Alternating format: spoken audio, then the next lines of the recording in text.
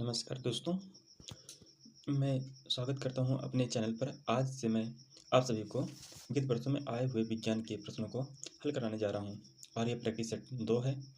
मैं आशा करता हूं कि ये प्रश्न आप सभी को होने वाले सभी एग्ज़ाम में काफ़ी मददगार साबित करेंगे। आज का प्रैक्टिस सेट 2 है, इसमें प्रीवियस ईयर एग्ज़ाम का 21 क्वेश्चन लिया गया है। ये एग्ज़ाम में जो क्वेश्चन है लगभग पुराने जो वर्षों में आ चुके एग्ज़ाम हो चुके हैं उनमें से आए हुए क्वेश्चन हैं जो मैं आपको ये सॉल्व कराने जा रहा हूँ। हाँ, स्टार्ट करते हैं। क्वेश्चन 1 है, निम्न में से कौन सी अदिश राशि है? इसका आंसर बताएंगे आप सभी लोग। इसका आंसर हो जाएगा ऑप्शन ए, कार। चलते हैं अगले क्वेश्चन पर। इस रंग के प्रकाश की तरंगदैर्घ्य सबसे कम होती है? पीला रंग, बैंगनी रंग, हरा रंग या लाल रंग? तो सबसे कम किसकी होती है? बैंगनी रंग की। चलते हैं अगले क्वेश्चन पर। अगला क्वेश्चन है, हाइड्रोजन बम का आविष्कार किसने किया था? बताइएगा आंसर आप सब लोग। हाइड्रोजन बम का आविष्कार किसने किया था? लुइस फ्रेंच ने, Nikola Tesla, Michael फ्राडे, Edward Teller? अब बताएंगे आप सभी लोग किसका इसका आंसर क्या हो जाएगा, कौन सा ऑप्शन? इसका आंसर हो जाएगा option D, Edward Teller. Edward Teller ने हाइड्रोजन बम का आविष्कार किया था। अब अगर चलते हैं अगले क्वेश्चन पर।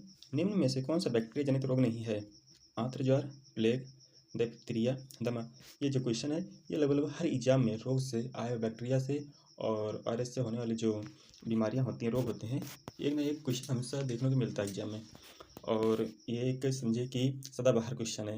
ये बैक्टीरिया से रोग से और प्लस जो विटामिन से कुछ होते हैं, ये सदाबहार क्वेश्चन होते हैं। तो इनमें से बताइएगा कौन सा इसका आंसर सही हो जाएगा। इसका आंसर हो जाएगा ऑप्शन डी। ऑप्शन डी जो है ये बैक्टीरिया जनित रोग नहीं है, बाकी आंत्र ज्वर, प्लेग, डिप्थीरिया ये जितने हैं सभी ये सभी बैक्टीरिया जनित रोग हैं। चलते हैं अगले क्वेश्चन पर। अगला क्वेश्चन हमारा है, वयस्क बिल्ली के कुल कितने दांत होते हैं? ये सामान्य क्वेश्चन है। अब बताओ कौन से कोई बिल्ली के दांत थोड़ी काउंट करेगा, लेकिन आयोग ने पूछा है ये क्वेश्चन कि वयस्क बिल्ली के कुल कितने दांत होते हैं? 32, 28, 30 या 16? अब हम इसका आंसर बताएंगे सभी लोग। इसका आंसर हो जाएगा ऑप्शन सी, 30। मनुष्य के 32 दांत यानी 32 दांत होते हैं, तो वहीं बिल्ली के 30 दांत होते हैं। चलते हैं अगला क्वेश्चन है, किस वैज्ञानिक ने इलेक्ट्रोलिसिस के नियम दिए हैं? केल्विन, डाल्टन, आर्किमिडीज या एम फ्राइडे? इसका आंसर हो जाएगा ऑप्शन डी, एम फ्राइडे ने। चलते हैं अगले क्वेश्चन। अगला क्वेश्चन हमारा, कौन सी धातु ताप का अच्छा सुचालक है परंतु बिजली का बुरा? स्वर्ण, अभ्रक, तांबा या चांदी? इसका आंसर हो जाएगा ऑप्शन बी, अभ्रक। अगला क्वेश्चन हमारा है, बर्तन बनाने के लिए कौन सी निम्नलिखित मिश्र धातु का इस्तेमाल नहीं किया जाता है? पीतल का, सोल्डर का, डेरोल्यूमिन का, जर्मन सिल्वर का? बताएंगे आप सभी लोग किसका इस्तेमाल नहीं किया जाता बर्तन बनाने में? बर्तन बनाने में किसका इस्तेमाल नहीं किया जाता है? इसका हम इस्तेमाल करते हैं डेरोल्यूमिन का। जो डेरोल्यूमिन होता है इसका बर्तन बनाने में हम उपयोग नहीं करते हैं। बाकी पीतल का भी बर्तन होता है, सोल्डर यानी सोल्डर देखते हैं इसका भी बर्तन हमको मिल जाता है, लेकिन जर्मन सिल्वर का भी मिल जाता है। लेकिन जो ये हमारा ऑप्शन सी, सॉरी इसका ऑप्शन डी है, जो सोल्डर, सोल्डर का हमें बर्तन नहीं मिलता देखने को, सोल्डर का बर्तन नहीं बनाते हैं। बाकी चलते हैं अगले क्वेश्चन पर। अगला हमारा क्वेश्चन है, निम्न में से कौन सा अग्रमस्तिष्क का भाग नहीं है? Medulla, cerebrum, thalamus, hypothalamus? बताएंगे आंसर आप सब लोग इसका। इसका आंसर हो जाएगा ऑप्शन ए, मेडुला। अगला क्वेश्चन है, भारतीय दलहन अनुसंधान संस्थान अवस्थित है भोपाल में, पटना में, कानपुर में या हैदराबाद में? तो इसका बताइए ऑप्शन कौन सा हो जाएगा। भारतीय दलहन अनुसंधान कहाँ स्थित है? कानपुर में। तो इसका ऑप्शन हो जाएगा ऑप्शन सी, इसका आंसर हो जाएगा। चलते हैं अगले क्वेश्चन पे। इथेनॉल की कैलोरीफिक वैल्यू क्या है? 55, 150, 30, 35? यानी 55, 150, 30, 35? तो इसका आंसर हो जाएगा सी, 30। अगला क्वेश्चन हमारा, किण्वन प्रक्रिया द्वारा उत्पादित पहला विटामिन कौन सा है? Vitamin C, vitamin A, vitamin B12, vitamin D? इसका आंसर हो जाएगा विटामिन सी। किण्वन प्रक्रिया द्वारा उत्पादित पहला विटामिन कौन सा है? Vitamin C. अरे हाँ, ऑप्शन ए यानी विटामिन सी। चलते हैं अगला क्वेश्चन। अगला क्वेश्चन हमारा है, निम्न में से कौन सा भ्रूणपोषी बीज नहीं है? एरंड, मक्का, चावल, चना? तो इसका आंसर क्या हो जाएगा? इसका आंसर हो जाएगा चना। चना जो है ये एरंड भ्रूणपोषी बीज नहीं है। चलते हैं अगला क्वेश्चन पे। अगला क्वेश्चन हमारा है, एसीटोन और मिथाइल अल्कोहल के मिश्रण को अलग करने के लिए कौन सी निम्नलिखित तकनीक का प्रयोग होता है? सेंट्रीफ्यूगेशन, निर्वात आवेशन, आंशिक आसवन या आसवन। बताएंगे इसका क्या हो जाएगा ऑप्शन, कौन सा आंसर इसका सही है। इसका ऑप्शन सी, ऑप्शन सी जो है ये सही इसका आंसर है, आंशिक आसवन। चलते देखते हैं आंसू का पीएच मान क्या होता है। 7.4, 8.5, 6.0, 6.3 यानी 7.4, option B 8.5, option C 6, option D 6.3। तो आंसू का पीएच मान क्या हो जाएगा, कितना होता है 7.4 या 7.4। ऑप्शन ए इसका सही हो जाएगा। चलो क्वेश्चन हमारा है, निम्नलिखित में से कौन सी युक्ति विभिन्न उपकरणों को श्रेणी क्रम में जोड़ने के काम आती है। नंबर 1 ऑप्शन स्विच, नंबर 2 संयोजित तार, नंबर 3 रेगुलेटर, नंबर डी इनमें से कोई नहीं। तो इसका कौन सा आंसर ऑप्शन सही हो जाएगा, ऑप्शन ए स्विच। देखो स्विच क्या होती है, स्विच से हम दो श्रेणी क्रम को जोड़ते हैं, जिससे हमारा जो होता है एलिमेंट होता है, यानी कि जो उपकरण होता है वो ऑन या ऑफ होता है किसी स्विच के द्वारा, इससे होता है। इसका हो जाएगा ऑप्शन ए स्विच। अब चलते हैं अगला क्वेश्चन है, हरे फलों को कृत्रिम ढंग से पकाने हेतु प्रयुक्त गैस कौन सी है। जो हमारे हरे फल होते हैं जैसे आम केला हुआ, उसको हमको पकाने के लिए किसका यूज करते हैं, एसिटिलीन का, जिब्रेलिन का, हाइड्रोजन का या कार्बन डाइऑक्साइड का। तो इसका आंसर क्या हो जाएगा, इसका आंसर हो जाएगा ऑप्शन ए एसिटिलीन का। चलते हैं अगले क्वेश्चन पर। अगला हमारा क्वेश्चन है, ट्रांसफार्मर की खोज किसने की। ट्रांसफार्मर की खोज किसने की, स्पेंगलर ने, जी मार्कोनी ने, माइकल फैराडे ने, वाल्टर हंट ने। बताइए इसका आंसर, इसका आंसर हो जाएगा ऑप्शन सी माइकल फैराडे ने ट्रांसफार्मर की खोज की है। अगला हमारा क्वेश्चन है, एप्सम का औद्योगिक नाम क्या है। Magnesium sulphate, ferrous sulphate, lead oxide, lead peroxide. बताएंगे एप्सम का औद्योगिक नाम क्या है, इसका औद्योगिक नाम हो जाएगा मैग्नीशियम सल्फेट। चलते हैं अगला क्वेश्चन। अगला क्वेश्चन है, मकड़ी में श्वसन अंग कौन सा है। शरीर की सतह, book lungs, book gills, air bladder. जो मकड़ी होती है, मकड़ी कहाँ से सांस लेती है, जैसे हम फेफड़े से, नाक से लेते हैं, फेफड़े में जाता है, जो मछलियों का गिल्स होता है, उसी प्रकार ये जो मकड़ी होती है, मकड़ी सांस कहाँ से लेती है, बुक लंग्स से सांस लेती हैं। हमारा अगला क्वेश्चन है, हथेली में पाई जाने वाली हड्डी का नाम है humerus, radio ulna carpal, metacarpal. इसका कौन सा आंसर हो जाएगा, इसका कौन सा ऑप्शन होगा 21 का, 21 का ऑप्शन हो जाएगा डी मेटाकार्पल। अगला क्वेश्चन है, अस्पताल में निम्नलिखित में से किस विभाग में कैथ लैब होती है। पैथोलॉजी विभाग, शल्य चिकित्सा विभाग, कार्डियोलॉजी विभाग या न्यूक्लियर मेडिसिन विभाग। कैथ लैब किस में होती है, बताएंगे ऑप्शन सी कार्डियोलॉजी विभाग में, कार्डियोलॉजी विभाग में कैथ लैब होती है। अब चलते हैं अगला क्वेश्चन। अगला क्वेश्चन हमारा है, निम्न में से कौन से मधुमेह के लक्षण नहीं है। बहुत प्यास लगना, सांस की कमी, थकान महसूस करना या वजन घटना। इनमें से बताएंगे कि हमारा मधुमेह का लक्षण नहीं है। इसका ऑप्शन हो जाएगा, आंसर हो जाएगा ऑप्शन बी सांस की कमी। सांस की कमी जो होती है ये हमारी मधुमेह का लक्षण नहीं है, बाकी बहुत प्यास लग रही है या थकान महसूस हो रही है और हमारा वजन घट रहा है तो ये मधुमेह का लक्षण होता है। चलते हैं अगला क्वेश्चन पढ़ते हैं। अगला क्वेश्चन है, ताप ज्वर को कम करने के लिए निम्नलिखित कौन सी दवा का इस्तेमाल होता है। यानी बुखार को कम करने के लिए निम्नलिखित में से हम कौन सी दवा का इस्तेमाल करते हैं। Tranquilliser, anaesthetic, antipyretics, antihistamines.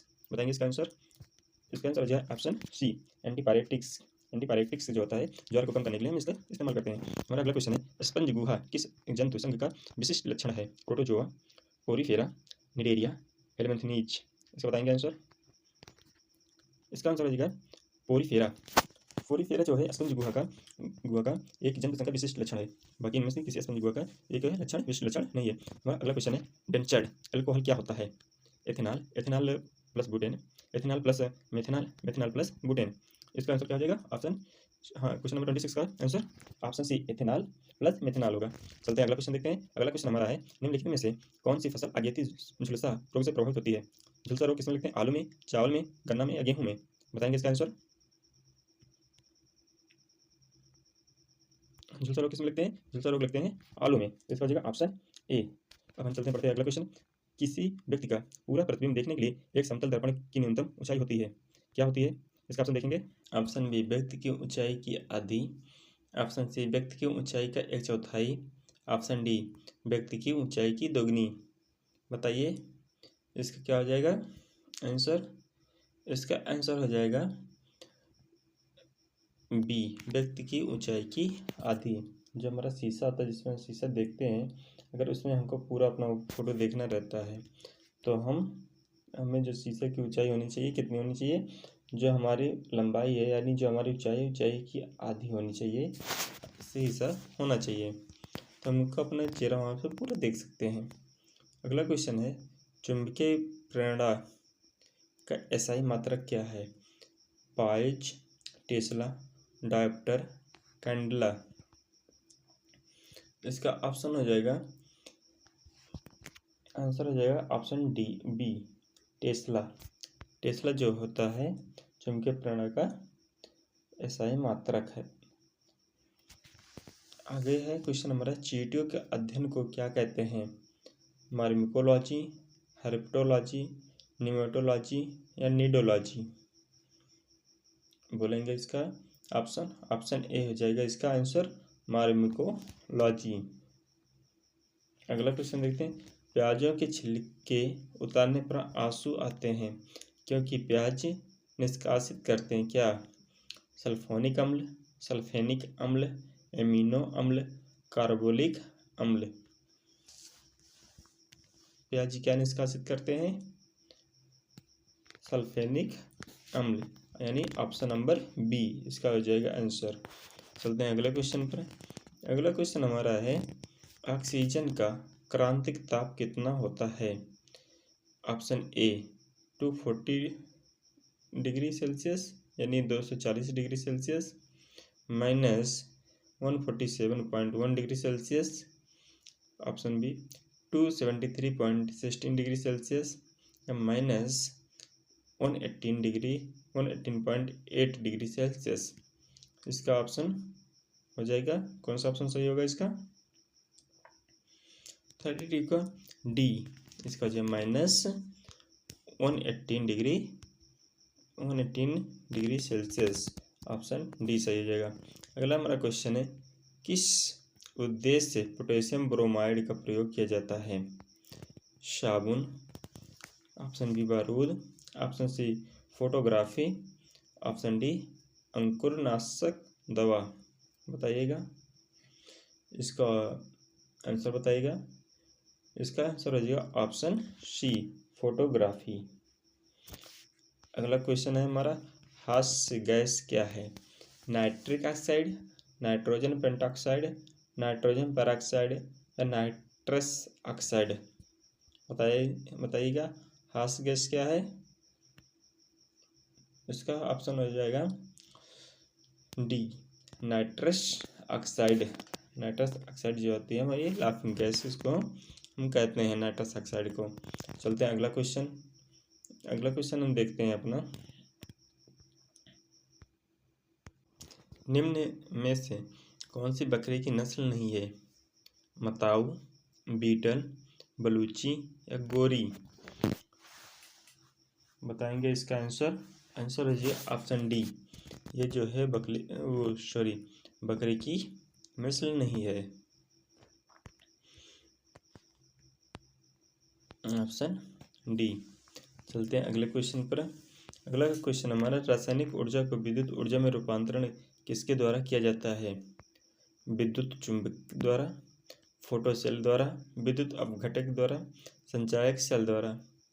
बताइएगा इसका आंसर। इसका आंसर हो जाएगा ऑप्शन डी संचायक सेल द्वारा। संचायक सेल द्वारा क्या होता है? रासायनिक ऊर्जा को विद्युत ऊर्जा में रूपांतरण किया जाता है। आगे चलते हैं अगला क्वेश्चन पे।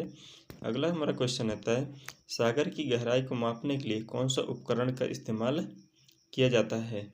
फायदोमीटर का, यूडियोमीटर का या बैरोमीटर का या पेरिस्कोप का? तो इसका आंसर हो जाएगा,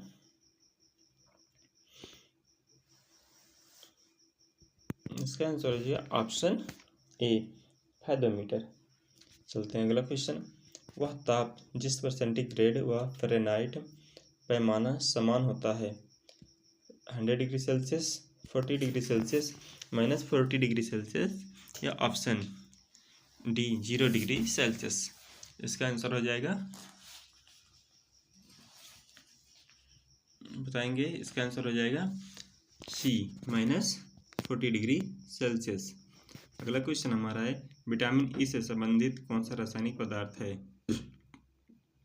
टोकोफेरॉल, बायोटीन, कैल्सीफेरॉल, नेफ्रोथोक्विनोन। रासायनिक नाम जल्दी से विटामिन का क्वेश्चन कर दे, और बाकी शॉर्ट वीडियो में हमारा मैंने विटामिन और उसके रासायनिक नाम का वीडियो अपलोड कर दिया हूँ, शॉर्ट वीडियो देख सकते हैं रासायनिक नाम के लिए। बाकी मैं जल्दी ही वीडियो रासायनिक और उनसे होने वाले रोग और उनका उपयोग विटामिन का, इसका जल्दी मैं वीडियो अपलोड कर दूंगा। हाँ बताइएगा इसका आंसर। हो जाएगा ऑप्शन ए, क्या हो जाएगा? टोकोफेरॉल। विटामिन ए से संबंधित रासायनिक पदार्थ का नाम टोकोफेरॉल है। हमारा अगला क्वेश्चन है, कार्नालाइट किस धातु का अयस्क है? पोटेशियम, एल्यूमिनियम, मरकरी या यूरेनियम? बताएंगे इसका आंसर। इसका हो जाएगा ऑप्शन ए, पोटेशियम। पोटेशियम जो है कार्नालाइट किस धातु का एक अयस्क होता है। अगला क्वेश्चन हमारा है, निम्न में से प्लेग के उपचार में किस दवाई का उपयोग होता है? जो प्लेग होता है उसके उपचार के लिए हम किस दवाई का इस्तेमाल करते हैं? इसका दवा का नाम है क्लोरोमाइसिटिन, आइसोनियाजाइड, स्ट्रेप्टोमाइसिन, एड्रेनलिन। इसका बताएंगे आंसर। 41 का आंसर क्या हो जाएगा? सी। बस आज हमारा यहीं तक था। 41 क्वेश्चन था आज के प्रैक्टिस सेट में। जल्दी हम अगला प्रैक्टिस सेट लेकर आएंगे। और ये जो साइंस का प्रैक्टिस सेट है RRB group D, RRB NTPC और होने वाले TET, UP TET, C TET के लिए बहुत उपयोगी है। और प्रैक्टिस सेट जल्दी मैं अपलोड कर दूंगा, जल्दी लाने की कोशिश करूंगा। धन्यवाद।